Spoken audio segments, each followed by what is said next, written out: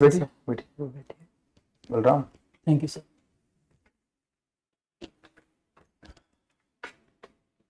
बलराम ये बताइए, जी सर।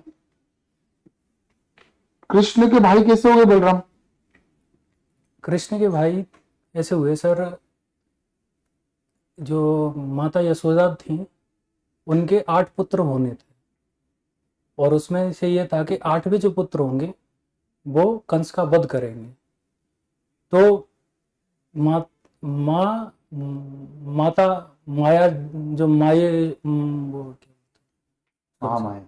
महामाया जी ने उनका गर्भ माता रोहिणी के गर्भ में शिफ्ट कर दी। शिफ्ट कर दिया, स्थानांतरित कर दिया था। जिसके बाद ये एक भ्रम पैदा हो गया कि कृष्ण आठवें पुत्र नहीं है, क्योंकि जो बलराम जी थे वो 7वें पुत्र हो चुके थे।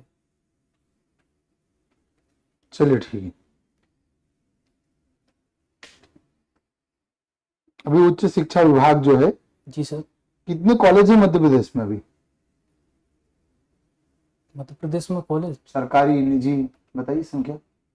सर एक नंबर तो नहीं पता सर मुझे। कोई बात नहीं। जी सर। मुरैना का नाम मुरैना कैसे पड़ा? सर मुरैना का नाम मुरैना ऐसा माना जाता है कि मोर बहुत ज्यादा मात्रा में थे वहाँ, तो मोरों का बसेरा। आप कहाँ गए मोर? अब सर परिवेश बदल गया, शहरीकरण हो गया, शहर की तरफ माइग्रेट कर गए लोग, तो उनके खाने पीने की व्यवस्थाएं जो मोरों की, क्योंकि अब ग्रामीण परिवेश से शहर की तरफ ज्यादा लोग माइग्रेट कर गए और वनों का कटाव हुआ, बियर्डों का। क्या पढ़ के आए आप अभी? सर आज मैं वैसे सरसरी निगाह से मैंने अपना सब्जेक्ट पढ़ा है, लेकिन अगर आप मुझसे समाचार पत्र से पूछेंगे तो मैं अच्छे से आंसर देना। समाचार पत्र से। चलिए जी सर। ठीक है। दूसरा ये बता रहा हूँ कि सब्जेक्ट में सबसे पसंदीदा टॉपिक कौन सा आपका? राजनीति। Political philosophy. अच्छा। जी सर। कौटिल्य की प्रासंगिकता क्या है आज? सर कौटिल्य की प्रासंगिकता आज के अस्थिर जियोपॉलिटिकल सिनेरियो में काफी बढ़ जाती है, क्योंकि कौटिल्य एक रियलिस्ट थिंकर थे। उन्होंने जियोपॉलिटिक्स पे जो उन्होंने बातें बोली या थ्योरी दी थी, जैसे उनका मंडल सिद्धांत था, वो आज भी प्रासंगिक है कि नेबर्स आर नेचुरल एनिमीज, क्योंकि रिसोर्स सेम रहेंगे, उनके ऊपर संघर्ष स्थायी रूप से चलता रहे। तो या तो बलशाली बनो, नहीं तो आपको दूसरा राज्य आप पर विजय प्राप्त कर ले। क्या नाम है उस राजा का जो दूसरे राज्यों पर विजय की आकांक्षा रखता है? उसका नाम सर कौटिल्य जी ने बिजगुसु बोला था। बिजगिसु। अच्छा। जी सर। और पड़ोसी के नाम? पड़ोसी के नाम सर एक तो अरी हो गया, जो सबसे जैसे बाउंड्री, पॉलिटिकल बाउंड्रीज लगी होंगी जिस राज्य से, अरी, फिर मित्र, फिर अरी मित्र, अरी मित्र मित्र, ऐसे करके। मित्र मित्र आएगा ना पहले। Sorry sir. देखो कोई बात नहीं। और कौन से पॉलिटिकल थिंकर आपको पसंद है सबसे ज्यादा? सर पसंद सच नहीं है, क्योंकि सभी ने अपना अपना योगदान दिया है, लेकिन मैं प्रभावित हूँ सर मैकियावेली से। मैकियावेली से? जी सर। बताइए उनकी रचना द प्रिंस के बारे में। सर द प्रिंस में उन्होंने इटली की मेडिकी फैमिली थी, उसको कि कैसे सत्ता में बने रहना है, उसके बारे में उन्होंने कि प्रिंस को कैसा होना चाहिए।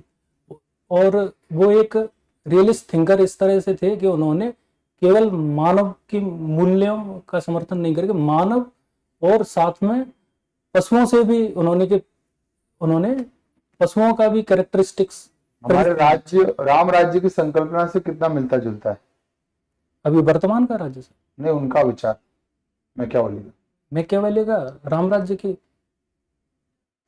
ज्यादा मुझे समानताएं नहीं दिखती हैं उसमें सर। क्या असमानताएं लगती है? असमानताएं उन्होंने सर के उन्होंने सिक्योरिटी पे ज्यादा फोकस किया था। एज ए रियलिस्ट थिंकर उनका प्राइम मोटिव होता है नेशनल इंटरेस्ट में सिक्योरिटी। हाँ, तो उन्होंने सिक्योरिटी के उन्होंने यहाँ तक कहा कि राजा के लिए कोई मोरल्स नहीं होते, ड्यूअल मोरलिटी की बात की थी राजा के लिए कि राजा क्या सर्वप्रथम जो उसका सर्वप्रथम कर्तव्य है वो है कि राज्य की रक्षा करना और सत्ता में बने रहना। चलिए ठीक है, मुझे ये बताइए भारत में इमरजेंसी जो लगी है जी सर। वो किन किन आधारों पर और कब कब लगी है? सर सर्वप्रथम तो भारत पाकिस्तान युद्ध के समय में 1948 में 1948 में तो संविधान ही नहीं बना था भाई। नहीं, 1948 में नहीं सर, सर्वप्रथम भारत चीन युद्ध के समय में 1962 में लगी। उसके बाद 1965 में लगी। ये वॉर, 3 आधार होते हैं नेशनल इमरजेंसी के, वॉर, एक्सटर्नल अग्रेशन और इंटरनल आर्म्ड रिबेलियन, जो आंतरिक, जिसको इमरजेंसी आपातकाल बोलते हैं वो। तो उसके बाद में 71 के समय में भारत पाकिस्तान युद्ध के, और उसके बाद में 25 जून 1975 में इंटरनल इमरजेंसी लगी थी पहली बार। सही था क्या वो कदम 1975 का? सर ये तो आज भी बोलते हैं कि ये भारत के डेमोक्रेसी पे एक काला दिन या काला धब्बा है। क्या तारीख थी वो? 25 जून 1975। 25 जून 1975, मतलब आप इसको सही नहीं ठहराते? नहीं सर, मैं कतई सही नहीं ठहरा। अच्छा जी सर। इसके बाद फिर जो गवर्नमेंट आई फिर वो क्यों नहीं टिकी?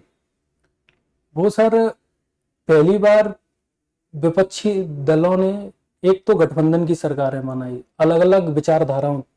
उस समय पर कांग्रेस के अलावा जो भी रीजनल पार्टीज का उदय होना उसके बाद में शुरू हुआ। 1967 में जैसे कांग्रेस सिस्टम, प्रोफेसर रजनी कोठारी बताते हैं कि कांग्रेस सिस्टम का डिक्लाइन शुरू हो गया था। तो उसके बाद इतने दलों को साथ लेके और पहली बार सत्ता में आना, जो जिनकी इतने समय तक विपक्ष में भूमिका रहेगी, वो अपने कर्तव्यों का अच्छे से निर्वहन नहीं कर पाए। चलिए ठीक है, आपने अभी रजनी कोठारी जी का नाम लिया। जी सर। अपराध का राजनीतिकरण और राजनीतिक अपराधीकरण में क्या अंतर है? उदाहरण से बताएं, आप थोड़ा सा क्लियर करें। अपराध का राजनीतिकरण और राजनीतिकरण का राजनीतिक अपराधीकरण। सर राजनीति का अपराधीकरण अगर उदाहरण से मैं बताऊं तो 1990 के दशक में बाहुबलियों की जो एंट्री होती है चुनाव प्रणालियों में, उनको बैलेट पेपरों को,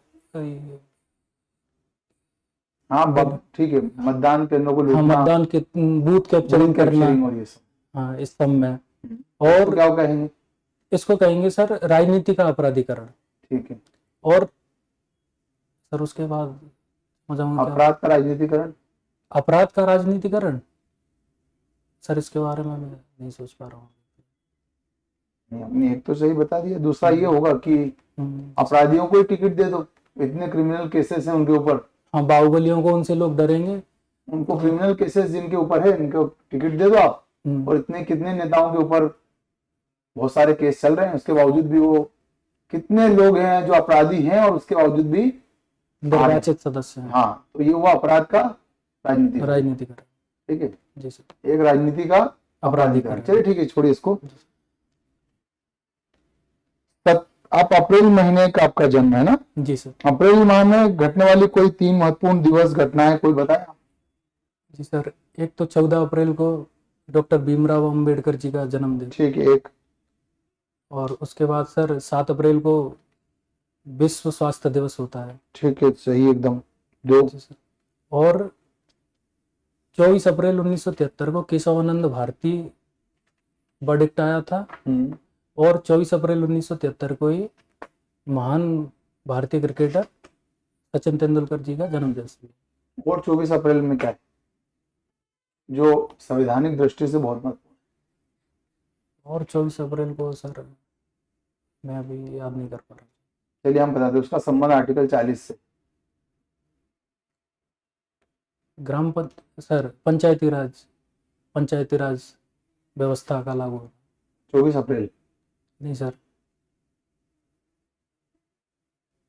राष्ट्रीय पंचायती राज दिवस कब मनाते सर 24 अप्रैल ही होता है सर। हैं? मैं 21 अप्रैल सर सिविल सर्विसेज डे और उसमें। कोई बात नहीं, चलिए ठीक है। राष्ट्रीय पंचायती राज दिवस तो आपने बता दिया 24 अप्रैल। जी सर। मुझे ये बताइए मध्य प्रदेश पंचायती राज दिवस कब मनाते मध्य प्रदेश पंचायती राज दिवस हैं? सर मैं याद नहीं कर पा रहा। चलिए ठीक है, 25 जनवरी को मनाते हैं, ठीक है बेटा, 25 जनवरी याद रखिएगा। जी सर। पंचायतों को शक्तियां दे रखी हमने, कौन सी अनुसूची? सर पंचायतों को वो 11वीं अनुसूची। 11वीं अनुसूची, जी ठीक है। सर। कितने विषय हैं? पंचायती राज में सर 16 विषय। अच्छा, जी सर। 16 कैसे हो गया? 16 कैसे हो गए? 16 तो अनुच्छेद है।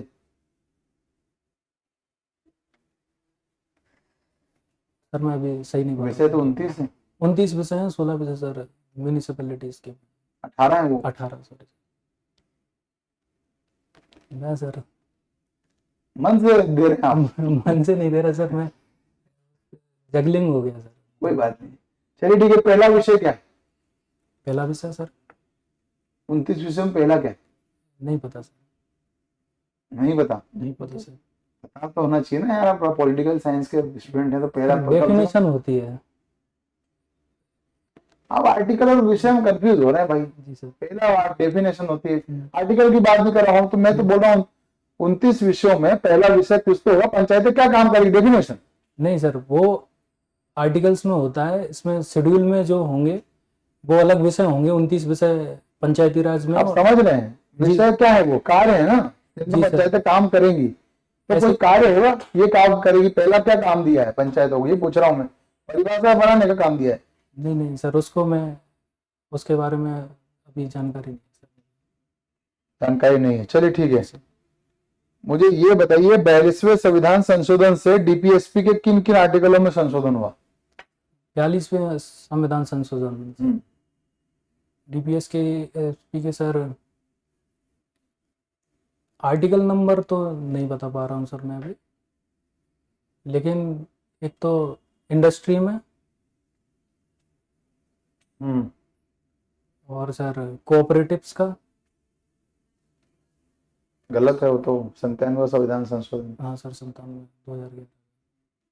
सॉरी सर नहीं बता पा रहे? नहीं बता। चलिए कोई बात नहीं।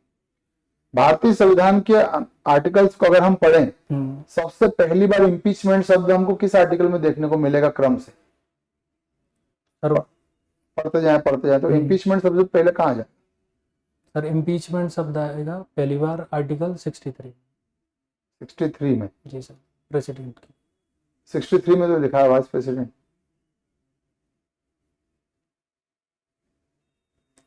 सर तो मैं रिकॉल नहीं कर पा रहा हूँ उसको। इम्पीचमेंट 61 बोलते तब भी मान लेते, 61 बोलते तो मान लेते, हालांकि वो भी गलत है। राष्ट्रपति का टेन्योर, उसका टर्म्स ऑफ ऑफिस कौन सा आर्टिकल है? सर आर्टिकल्स एज सच मैं सहज नहीं हूँ सर, आर्टिकल्स ऐसे सीक्वेंस में बताने में। सही नहीं है, चलिए कोई बात नहीं। 56 नंबर का आर्टिकल होगा वो। जी सर। मुझे अभी ये बताइए कि राष्ट्रपति जो ट्रम्प है, वो कई बयान देते हैं भारत के पक्ष में कि भारत मेरा बहुत अच्छा मित्र है, जी सर। और दूसरी तरफ हम पर विभिन्न प्रकार के टैरिफ और दूसरे काम करके हमको धमकाते भी रहते हैं। जी सर। तो आप इसको कहाँ तक उचित मानते हैं? भारत कैसे और जवाब देगा? सर जैसे कि अमेरिकन फॉरेन पॉलिसी ड्राइव होती है उनके नेशनल इंटरेस्ट से। एक फेमस कहावत भी है कि America never loses a war, it loses it's interest. जैसे उसके हित खत्म हो जाते हैं उसके बाद में वो उसकी फॉरेन पॉलिसी उसी प्रकार से ड्राइव होती है। तो भारत को भी ना अमेरिका के साथ जाना चाहिए ना किसी अलायंस के साथ जाना चाहिए। भारत को भारत के साथ, भारत के राष्ट्र हितों के साथ जाना चाहिए। जो क्या भारत ऐसा कर रहा है अभी? जी सर बिल्कुल। क्या उदाहरण है? ऐसे 2-3 एग्जाम्पल दीजिए। सर उसका उदाहरण है कि हमारा रूस से कच्चा तेल खरीदना, क्योंकि हमारे पीछे 140 करोड़ देशवासी खड़े हैं, तो उनको अगर कच्चे तेल के कम दामों में मिल रहा है तो उसके भारत के हित ही सदर है उसमें। चलिए ये बताइए कि विदेशों से कच्चा जो तेल आ रहा है, जी सर। जो केंद्र की सरकार और राज्य सरकार कितना उस पर टैक्स लगा रही है, कितना? अगर मान लो अगर 100 रुपए में अगर आज पेट्रोल मिल रहा है, जी तो सर। टैक्स का कितना हिस्सा है? सर अभी तो 40% स्लैब में है जीएसटी के में। जीएसटी में आता है क्या पेट्रोल नहीं, पंप? जीएसटी के बाहर है सर। 40% की तो कोई नहीं सर। स्लैब ही नहीं है। गलत जानकारी है। पेट्रोल कब से शामिल हो गए? हाँ? शराब भी शामिल नहीं है इसमें। बताए बेटा। सिनगुड्स बाहर हैं सर उसके, और पेट्रोलियम भी, वो भी डे टू डे चेंजेस होते हैं उसमें। मैंने पूछा प्रश्न समझिए ना। जी सर। कितने परसेंट लगभग सरकार टैक्स ले लेती है उस पे? मान लो हमको 30 रुपए में आ रहा है और हमने 70 रुपए टैक्स, ऐसा पूछ रहा हूँ। हाँ सर, नहीं पता। सस्ता देना भारत सरकार का उद्देश्य है क्या? देना होता तो सस्ता दे देती। सर रेवेन्यू जनरेट होगा, वो भी कहीं विकास कार्यों में ही लगेगा देश के। चलिए ठीक है। चलिए मेरा आखिरी प्रश्न आपसे है जी सर। कि भारतीय संविधान में कहीं पर भी राष्ट्रपति दोबारा नहीं बन सकते ऐसा लिखा हुआ नहीं है कि कोई पुनर्निर्वाचित नहीं हो सकता, फिर भी ऐसा क्यों है कि डॉक्टर राजेंद्र प्रसाद के बाद आज तक कोई दोबारा राष्ट्रपति नहीं बन पाया? सर वर्तमान समय में राजनीति में ऐसे बदलाव आए हैं कि उनको काफ़ी हितों को साध कर उसमें एक पॉलिटिकल मैसेजिंग देनी होती है, तो उस वजह से भी नहीं हो पाए हैं। मुख्य कारण मुझे यही लगता है। बस प्रधानमंत्री मेन पावर है, वो तो बनते जा रहे बार बार। प्रधानमंत्री राष्ट्रपति के पास तो वैसे भी कोई power नहीं। प्रधानमंत्री एक सत्ता का केंद्र है, तो उसको जो एक व्यक्ति अगर आएगा और उसकी संगठन और पार्टी पे पकड़ है, तो वो उस पर बने रहना चाहेगा उस पद पर। और राष्ट्रपति एक सेरेमोनियल हेड है, तो उनको एक मैसेजिंग के तौर पे ज़्यादातर उनका निर्वाचन किया जा रहा है। चलिए ठीक। अच्छा, आप समाचार पत्र पढ़ के आए हैं। जी सर। एक अभी एक बयान आया है माननीय रक्षा मंत्री जी का, जी सर। कि सर क्रीक के पास पाकिस्तान जो गतिविधियां कर रहा है उस पर रोक लगाए, अन्यथा भूगोल और इतिहास दोनों बदल देंगे। तो सर क्रीक विवाद क्या है?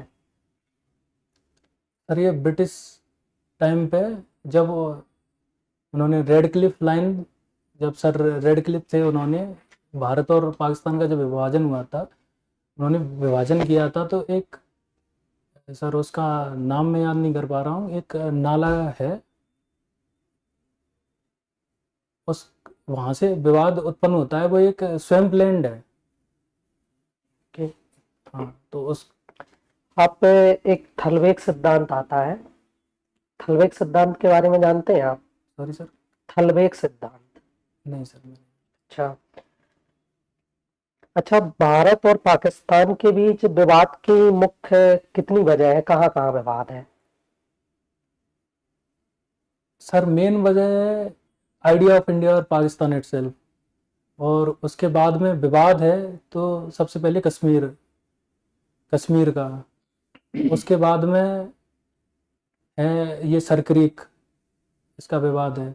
और अगर उसके बाद देखें तो जब पाकिस्तान ने चाइना को गिलगित बाल्टिस्तान वाले रीजन में से अक्साई चीन दे दिया था, तो एक विवाद वो भी। अच्छा, सीपेक के बारे में जानते हैं आप?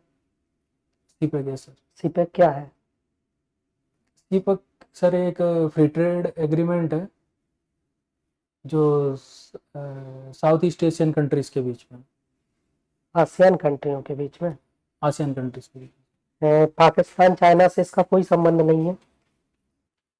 सर पाकिस्तान का नहीं पता, चाइना इसका एक्टिव मेंबर है और पार्ट करता है उसमें, उसका वो अच्छा। मेंबर वो भी है समझौता में। अच्छा, ये बताइए आप, भारत और पाकिस्तान के बीच चाइना एक विवाद का विषय है। जी सर। भारत कश्मीर पर अपना अधिकार कर सकता है और कैसे करेगा? सर ये तो इसमें अभी मतलब विवादास्पद है, इसमें समय लगेगा, लेकिन परिस्थितियां ऐसी बनी, अगर भारत अपने साथ रहेगा, खुद के साथ में अपने हितों को साथ देगा, तो एक समय आएगा उसके बाद में ये भी एक पॉसिबिलिटी है। कुछ आइडियाज कि हम कश्मीर को अपने विलय करें सर पीओके को? पीओके को विलय तो कर सकते हैं, लेकिन अभी वो एक बायलैटरल मुद्दा नहीं रह गया है सर, ग्लोबल मुद्दा हो गया है, तो इतना आसान भी नहीं होगा। अच्छा, शिमला समझौता सुना था आपने? जी सर। उसमें तो स्पष्ट कहा गया था कि भारत और पाकिस्तान के बीच जो भी विवाद होंगे वो द्विपक्षीय विवाद होंगे, कोई भी अंतर्राष्ट्रीय विवाद नहीं है। लेकिन सर पाकिस्तान की पॉलिसी ये 100 ब्लीड्स वो ब्लीड बाई 1000 कट्स इंडिया की, तो उसकी सर कोई नीति पे अगर उसने समझौता किया, हस्ताक्षर किए हैं, तो उसका भरोसा नहीं किया जा सकता। अच्छा, अभी ऑपरेशन सिंदूर हुआ। जी सर। ऑपरेशन सिंदूर में कहा जाता था कि हम चाहते तो हम कश्मीर को ले लेते। जी सर। भारतीय जो फौज थी वो सामरिक बढ़त की स्थिति में थी, फिर ऐसा क्या घट गया कि सीज फायर करना पड़ गया?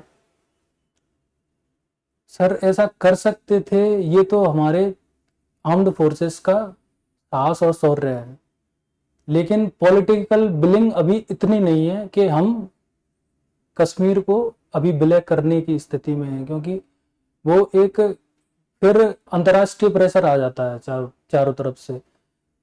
क्योंकि अगर उसमें उदाहरण भी देते हैं कि 1971 में हमने ऐसा किया, बांग्लादेश को अलग कर दिया था, तब की परिस्थितियां अलग थी, तब बाइपोलर वर्ल्ड था, और अब यूनिपोलर वर्ल्ड से मल्टीपोलर वर्ल्ड की तरफ जा रहे हैं, तो शक्ति के केंद्र काफी हो गए हैं। अभी इस सिनेरियो में हमें चाइना को भी देखना होगा और भी यूरोपियन शक्तियों को भी देखना होगा।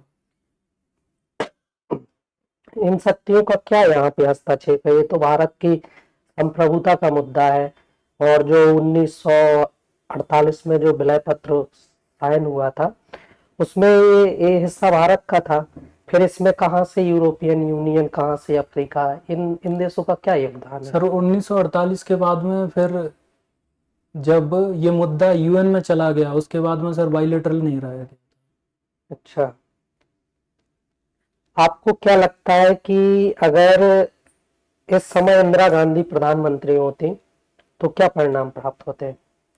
सर अगर इंदिरा गांधी जी होती तो परिणाम यही होते, और फिर ये सर काल्पनिक बातें होंगी, अभी ये कहना वर्तमान वास्तविकता से भी नहीं दूर भाग सकते सर। आपको क्या लगता है कि क्या क्या स्थिति हो सकती थी?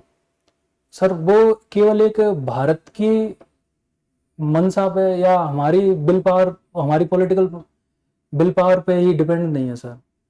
तब की जो ग्लोबल सिचुएशन थी वो अलग तरह की थी सर। अच्छा, हाँ, अब तब प्रत्यक्ष रूप से यूएसएसआर हमारे साथ खड़ा था, वो आज कोई भी ऐसा देश या महाशक्ति हमारे साथ प्रत्यक्ष रूप से नहीं खड़ी है।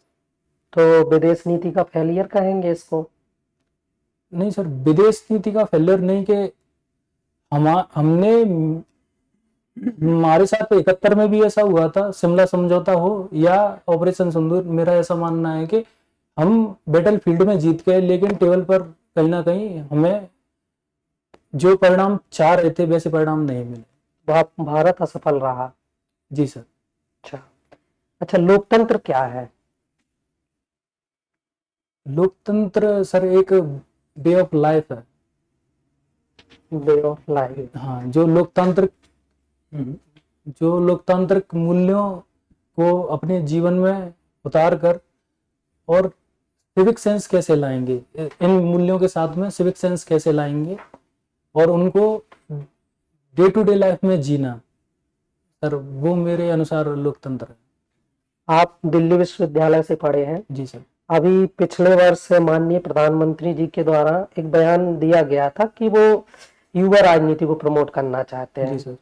और वो युवाओं से आह्वान किया था कि आप राजनीति में आए। जी सर। पर अभी डूसू का इलेक्शन हुआ। जी सर। इसमें आपने देखा कितना जनधन का उपयोग किया गया। जी सर। तो आपको नहीं लगता है कि लोकतंत्र को धनतंत्र कह देना चाहिए? सर लोकतंत्र को धनतंत्र कहने की बजाय अगर इलेक्शन रिफॉर्म्स हों, चाहे वो स्टूडेंट पॉलिटिक्स में हो या केंद्र, राज्य और केंद्र, क्योंकि जैसे महंगाई भी बढ़ी है और भी अब वो भारत नहीं रहा 80-90 के दशक का, आज के समय में और तब के समय में बहुत अंतर था। इलेक्शन रिफॉर्म्स भी हों और इन चीज़ों पे निगरानी रहे, और फिर अगर फिर भी उल्लंघन होता है तो फिर सख्ती से उसका निराकरण भी किया। आप 3 राजनेताओं के नाम बताइए जिन्होंने बहुत डाउन टू अर्थ होके राजनीति में प्रवेश किया और बड़े उच्च पदों पर पहुंचे। सर पहले हैं लाल बहादुर शास्त्री जी, उसके बाद हैं अटल बिहारी वाजपेयी जी, और उसके बाद में नरेंद्र मोदी जी। अच्छा, आप ये बताएं, भारत इस समय अफ्रीका पे काफी ध्यान दे रहा है, लैटिन अमेरिका। क्या वजह है कि भारत इन देशों पे, अफ्रीका हो, लैटिन अमेरिका हो, आसियान हो, इन पे बहुत ध्यान दे रहा है?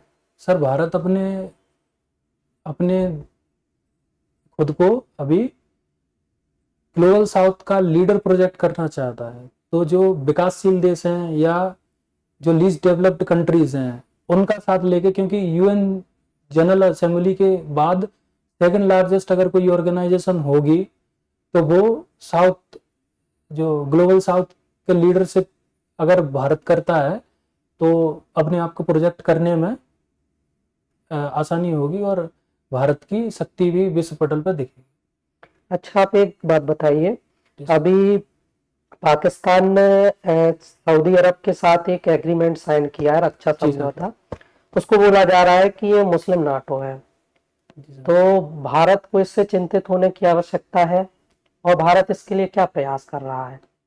सर भारत को इससे चिंतित होने की आवश्यकता तो है, क्योंकि ये मतलब फ्रंट में तो दिख रहा है कि एक मुस्लिम नाटो या एक जो वेस्ट एशिया की नाटो के रूप में कार्य करेगी, लेकिन हमारी जो वहाँ पे भारतीय समुदाय के लोग रहते हैं, काफ़ी गल्फ कंट्रीज में काम करते हैं, रेमिटेंस जनरेट करते हैं, उनका भी ख्याल रखना पड़ेगा। और भारत मिडिल जो वेस्ट एशिया है उन कंट्रीज के साथ में व्यापार समझौते करके, जैसे उदाहरण के तौर पे यूएई के साथ में फ्री ट्रेड एग्रीमेंट साइन किया, और नागरिकों की सुरक्षा सुनिश्चित करना चाहेंगे और अपने आप को इंडियन ओशन में नेट सिक्योरिटी प्रोवाइडर के तौर पे प्रस्तुत करके एक संबंध सही रखना चाहिए।